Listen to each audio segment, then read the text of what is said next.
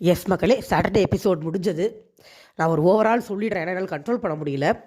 எஃப்ஜேக்கு அவர் கொடுத்த roast 100% perfect. அதில் எனக்கு மாற்று கருத்தே கிடையாது. கண்டிப்பாக எஃப்ஜேக்கு அந்த ரோஸ்ட் தேவை.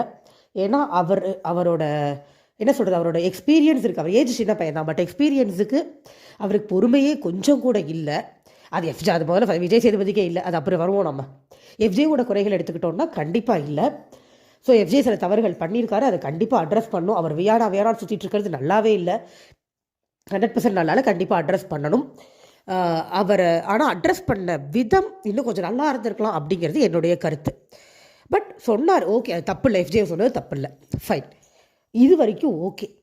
இதில் எனக்கு 2-3 இடத்துல விஜய் சேதுபதியோட பிரச்சனை இருக்குது. அவர் ஒன்றுமே பார்க்காம வராருங்க, ஜீரோ நாலேஜோடு வராருன்னு எனக்கு தோணுது. ஏன்னா பெஸ்ட் பெர்ஃபார்மன்ஸ் வந்து ஸ்டூடெண்ட்ஸ்லேருந்து டீச்சர்ஸ் சூஸ் பண்ணாங்க இல்லையா, ரம்யாவை சூஸ் பண்ணாங்க. அது நம்மளுக்கே நல்லதாக தெரியல. அவங்க எதுவுமே பண்ணல, நாட்டியாக இருந்திருக்கணும், அவங்கள தான் பெஸ்ட்டாக சூஸ் பண்ணியிருக்கணும். ரம்யாவை சூஸ் பண்ணது யார்? பார்வதி, பிரஜின் அண்ட் எஃப்ஜேன்னு நினைக்கிறேன். அமித்தும் கனியும் சொன்னது விக்ரம. இவர் சம்பந்தமே இல்லாமல் கனியை கிண்டல் பண்ணிகிட்டு இருக்காரு, தப்பாக சூஸ் பண்ணிட்டீங்கன்னு. என்னதான் சார் ஷோ பார்க்குறீங்க? கேட்டுட்டு அது வரமாட்டீங்களா சார்? ஒழுங்கா டாக் பேக்கில் கூட சொல்ல மாட்டாங்களா?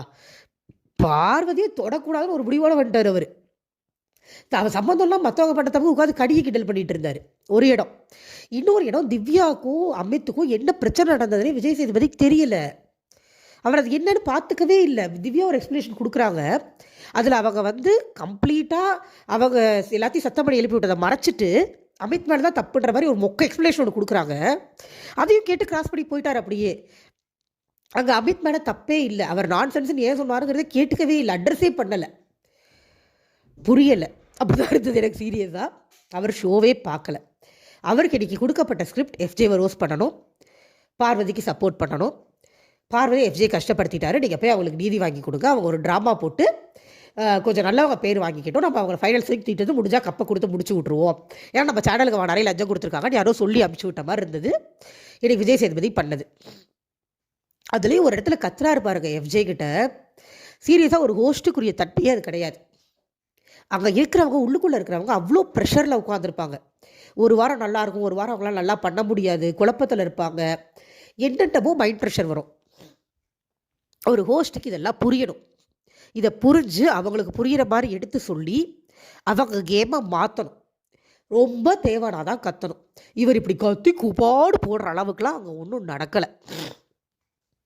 எவ்வளவோ கியூசி டாஸ்கில் தூக்கி எரிஞ்சிட்டு பார்வதி போனப்பெல்லாம் விஜய் சேதுபதிக்கு இந்த கோபம் வரவே இல்லை.